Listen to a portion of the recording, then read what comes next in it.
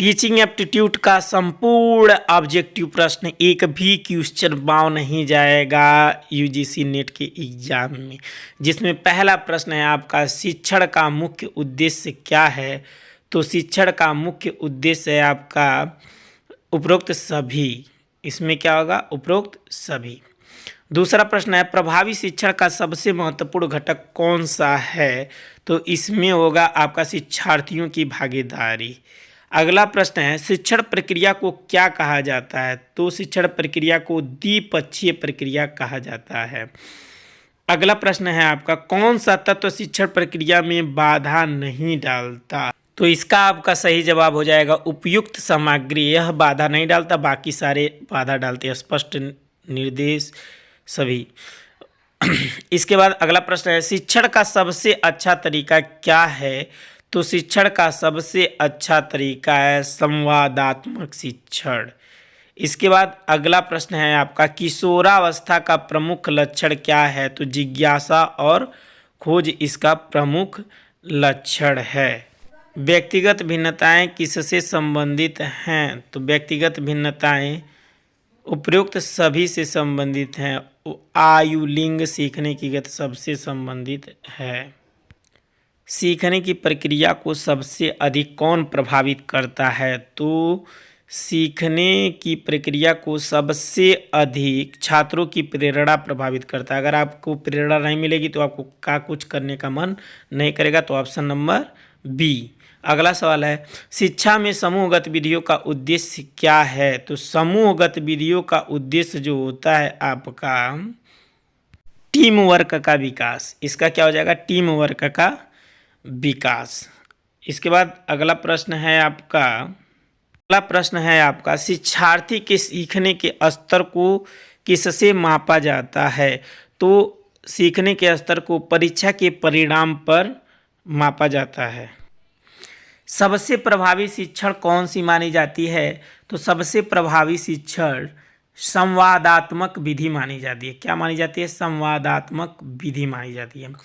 इसके बाद अगला प्रश्न है परियोजना विधि को किसने विकसित किया। तो जॉन डुई ने विकसित किया। किसने? जॉन डुई ने 20वीं सदी में विकसित किया था।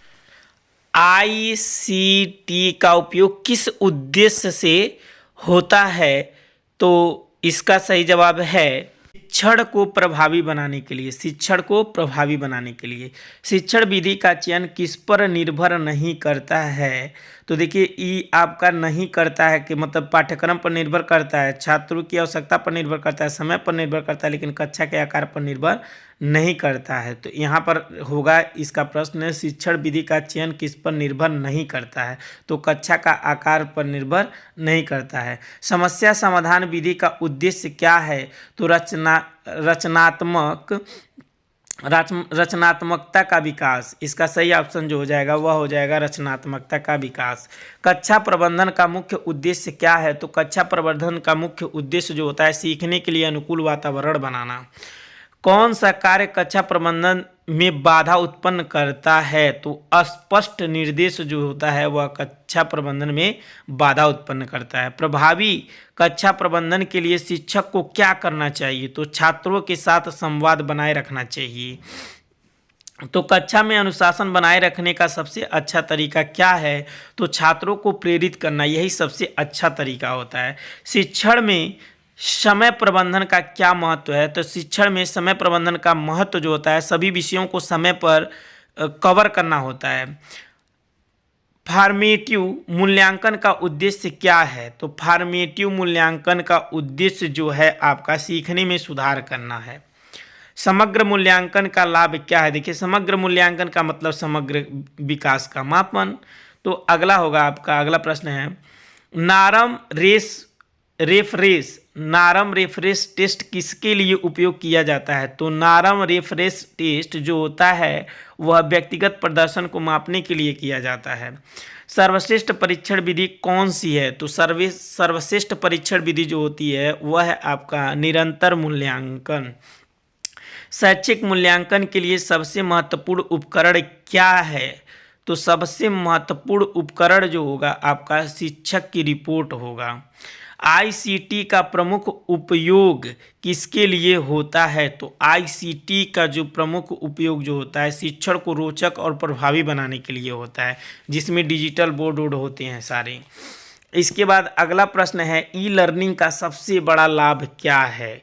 तो ई लर्निंग का सबसे बड़ा लाभ जो होता है, ई लर्निंग मतलब इंटरनेट वाला, इंटरनेट से पढ़ना, कहीं भी और कभी भी सीखने की सुविधा। ठीक है। उसके बाद है आपका अगला प्रश्न, स्मार्ट कक्षा में क्या शामिल होता है? स्मार्ट कक्षा में जैसा कि मैंने आपको बताया डिजिटल बोर्ड, प्रोजेक्टर आदि शामिल होते हैं। अब इसके बाद अगला प्रश्न है आईसीटी में एलएमएस अर्थात लर्निंग मैनेजमेंट सिस्टम का उपयोग क्यों किया जाता है? इसलिए किया जाता है क्योंकि ऑनलाइन शिक्षण सामग्री प्रतिबंधित करने के लिए किया जाता है। इंटरनेट शिक्षण के लिए कैसे सहायक है? तो इंटरनेट शिक्षण के लिए इसमें जो होगा वह आपका उपरोक्त सभी होगा, क्योंकि ऑनलाइन सामग्री तक आसान पहुंच जाता है, आसानी से पहुंच जाता है, सस्ते साधन उपलब्ध कराना और मतलब कक्ष की सीमा को समाप्त करना, उपरोक्त सभी इसका सही जवाब है।